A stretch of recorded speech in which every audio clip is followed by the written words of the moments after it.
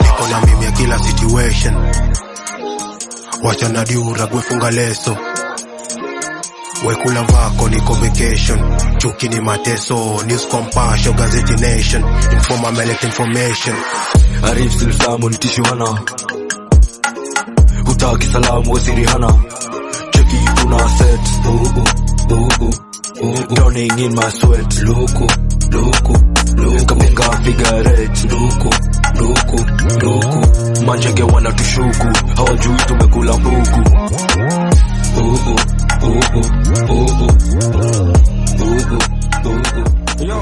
Yo, unakula mchele plastic, mimi navunja nichi sauneza last year.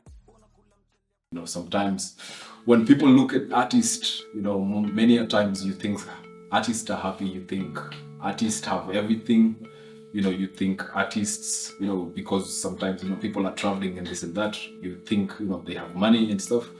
But the truth of the matter is, as artists, you know, for myself as a breaker, you know, I'm running away from a lot of things. Because first of all, the environment from which you come from, you know, in many ways dictates who you become as a person. And so, you know, for me, the various places in which, you know, life has taken me through as a child, as a grown-up person, you know, pretty much dictate who I have become. And, you know, that is a natural thing. It's something you cannot run away from. In Kenya, Islamic militants stormed a college and targeted Christian students. 13 hours later, at least 147 people are dead. Kenya is fighting a terrorist group called Al-Shabaab, based next door in Somalia. Panic and confusion at the start of an attack in the Kenyan capital, Nairobi. It would be 19 hours before the president announced that 21 people had been killed at the luxury hotel and office complex. We begin here in Kenya, where at least 12 people, including Kenyan army soldiers, have been killed in two separate attacks linked to the Al-Shabaab terror group. This happened in Lamu and Garissa regions near Kenya's border with Somalia. The attacks happened on Tuesday. The 6 soldiers were killed after their vehicle hit an improvised explosive device at a Bodei area in Lamu County. And so I come from a place called Pumwani Majengo, and for those of you who remember, like a couple of years back, 2012, 2013, this is a neighborhood that was known very much for, you know, recruitment of young people into the Al-Shabaab. Life in Nairobi's Majengo slum encourages strong faith. Redemptor Mweni raised her son as a Catholic, an altar boy, but soon after experiments with petty crime, he turned to Islam, converted by friends from a local mosque. Soon his rhetoric became radical, and then he vanished. His picture is on a police list of suspected Al-Shabaab recruits. And, you know, for us living within this place is not just people being recruited that was an effect of this, but also, you know, the constant police harassment of us as young people, you know, because of the thought that we might be part of, you know, those being recruited, and especially for myself being a Muslim, and so is most of my crew, you know. And this is, you know, when people ask me the question, like, sometimes people are like, yo, you say you're running away from something, what are you running away from? This is one of the things we were running away from, you know, the constant police harassment, and the fact that also that religion can be used to sort of manipulate you to have a certain ideology, so to speak. And so for many of us within my crew, we ended up surviving this just because we were dancing. And, you know, it's an escape that not many of us, like not as many youth got to have. Most of them either got shipped out to, you know, they either traveled out to Somalia, you know, to join the Al-Shabaab. And those of them that did not have, you know, the chance to do that, most of them either got killed or arrested by police, you know. And these are issues within society and needs within society that, you know, a lot of people don't look into and don't, in my opinion, interrogate as much as they should. Because if breakdancing or art or dancing by itself can keep me away from, you know, from terror, or can keep me away from becoming part of either a terror organization or being a victim of police brutality, you know, it speaks to what it can do for the community also.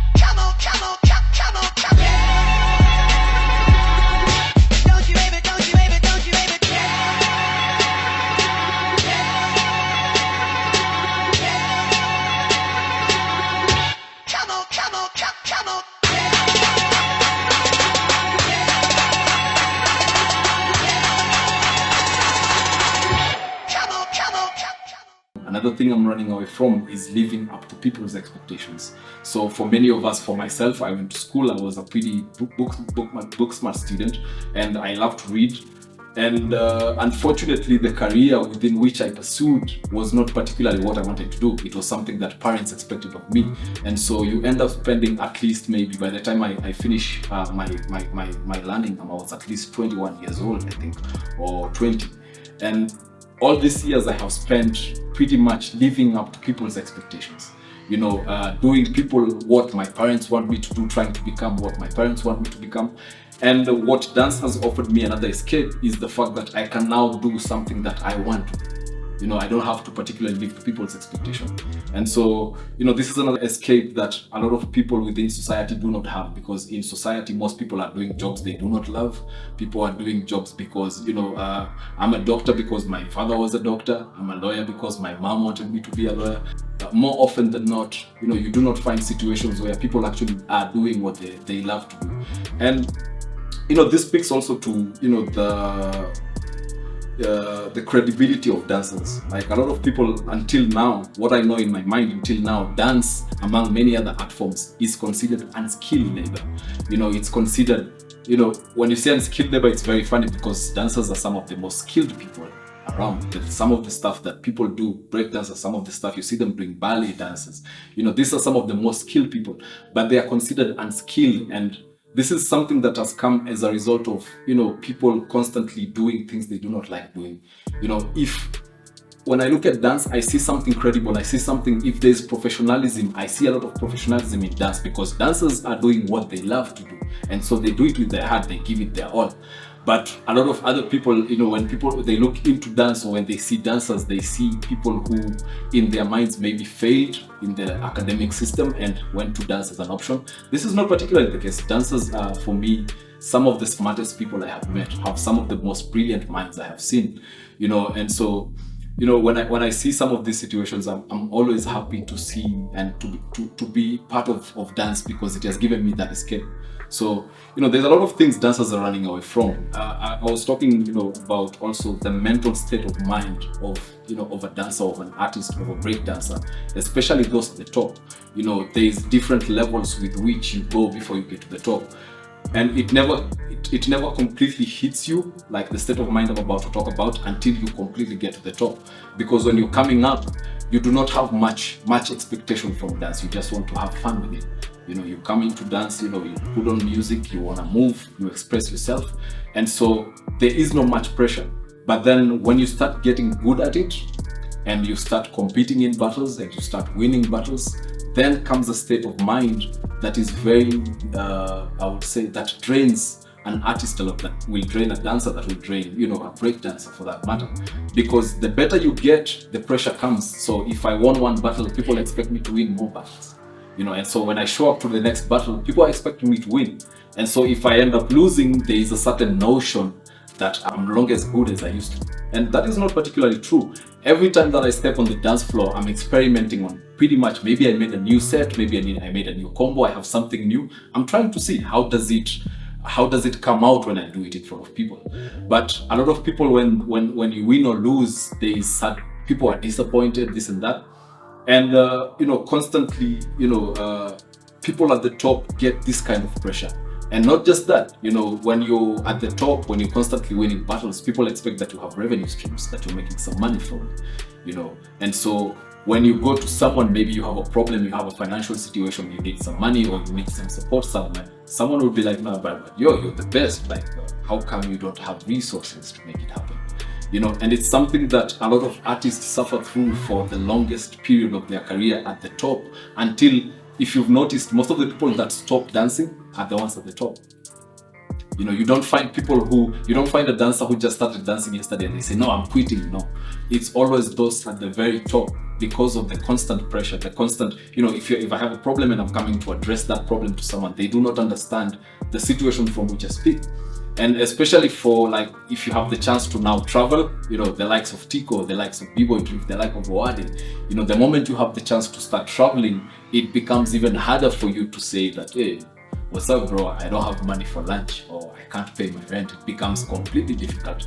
And so a lot of us artists, a lot of us breakdancers, or a lot of us, dancers in general, we end up, putting this to ourselves. When you have a problem, you keep it to yourself, and so you end up having this, build up of so many issues or problems that you can't speak to people about because they already have certain expectations of you, and many a times the state of mind now shifts from you loving the dance to you now starting to sort of hate the dance because you gave so much for it, but you feel like it's not giving you back, and so for me, I've gone into situations where I'm almost depressed in a different way, whereby like it's a situation I'm looking, okay, tried to be the best, I've gotten the skills, I've gotten like to the level where I need to be. Why does it not reflect on my lifestyle as a person? It does not reflect on my salary, it does not reflect on this and that. And the longer you stay in this kind of situation, and maybe you have the chance to go outside Kenya, you travel to another country, you have a couple of opportunities, people go on your Instagram, they see some nice photos, this and that, it becomes a whole, a different state of mind where now you have to, like, you become your own help. You cannot get help from other people. And this is where, when I was talking about the conversation about support systems, this is where you really need support systems. Because if you do have support systems, it becomes easier. If you're from my crew, I'm from King of the Street, you're a member of King of the Street, it's very easy for me to speak to a member and say, hey, this and this is going on. But for most people, especially people who are individual dancers, do not belong to a specific crew or outfit or collective for that matter, they do not have this outlet, and so they end up becoming suddenly depressed. And in the write-up of The Fight of My Life, there's a question I wrote down, which was, what happens when our artists are depressed? What happens? Because artists, when we go on the stage and we're dancing, or someone is an artist, they draw stuff, or someone is a rapper, whenever they produce their content, it becomes the savior for the rest of the community. Because people who are normally like stressed, they had a bad day, they go to a social joint or to an event or to a party, and they fight dancers and they're happy, like they have a moment of release, but what happens when the person who is doing that for them is now depressed? It becomes a situation where now, like, if I normally go to, say, The Alchemist, and say Ian Tico performs at The Alchemist and he's now depressed, he's going through a whole situation, it means when I go to The Alchemist, he's not performing. It means if I had a bad day, it just got worse. And it's conversations I personally don't think we have enough, because the community, for me, I'm happy, like when we did the Morocco fundraiser, this was one of the biggest fight of my life. When you talk about the fight of my life, this was one of the biggest ones. In 3 days, we had to figure out how we are getting to Morocco. And for me, you can imagine how much of a relief it was when the community came to our rescue, when the places we go dancing, or the people we meet in our dance, endeavors, when they decided, hey, we see these guys need help, we're going to help them. In 3 days we had the money. There was a sort of relief for me that makes me know in my mind that there's people who are concerned about me. And that, it also, it changes my state of mind in a way. So if I was thinking that people don't appreciate me enough, now suddenly I know for a fact that they do. Mzushiafrica.